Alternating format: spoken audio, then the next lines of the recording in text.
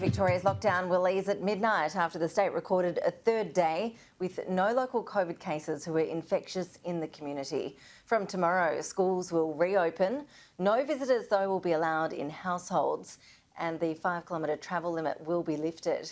Gyms, shops and hospitality can open, but a 1 person per 4 square metre rule will apply. Public gatherings will be limited to 10 people.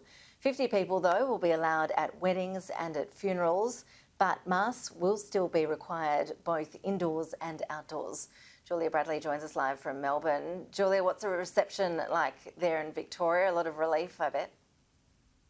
Well, Ash, there's certainly some level of relief for Victorians, bearing in mind we've spent 185 days in lockdowns in total, so a lot of people itching to get out of the house. But really important to keep in mind that this is still going to be difficult for a lot of businesses because there are still strong restrictions in place. It is a lockdown light, if you like. So particularly for the hospitality industry, as you said there, still that 1 per 4 square metre density limit. This is going to mean that it's not viable for a lot of businesses to open. So what they are calling for is more financial support when we do come out of that lockdown as of midnight tonight. Another big change coming into effect at that same time, Ash, we know that the government is now wanting to tighten border restrictions from New South Wales. In doing so, they're ruling 4 local government areas out of the border bubble. That is the areas of Wagga Wagga, Hay Shire, Lockhart Shire, as well as Murrumbidgee. This,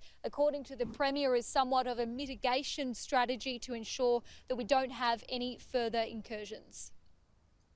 I take no pleasure in having to essentially lock out those 4 communities from Victoria, but there's a refusal to lock people in Sydney into Sydney, so therefore I have no choice but to make these changes. I'll also foreshadow with you that there will be further border changes.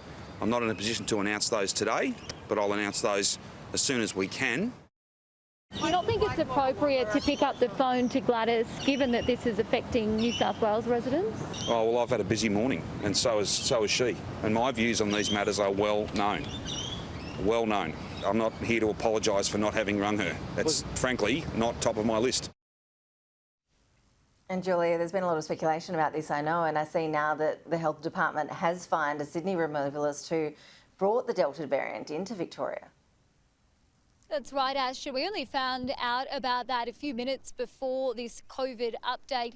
We were told in a statement by Victoria Health that one of these Sydney removalists who, as we know, represent one of the 2 incursions that sparked this outbreak here in Victoria, they have in fact been fined $200, and that is for not wearing a face mask when they were not carrying out strenuous work.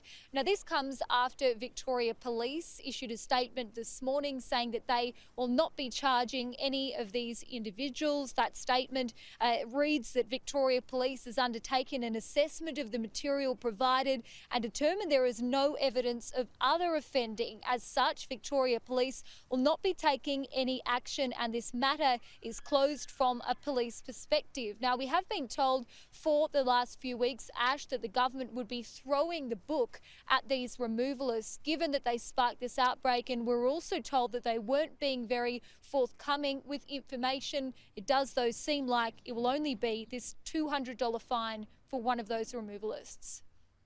But can you understand why some Victorians are frustrated when we were told that the book would be thrown at these removalists? They've just copped a $200 fine over mask wearing. Do you think that goes far enough?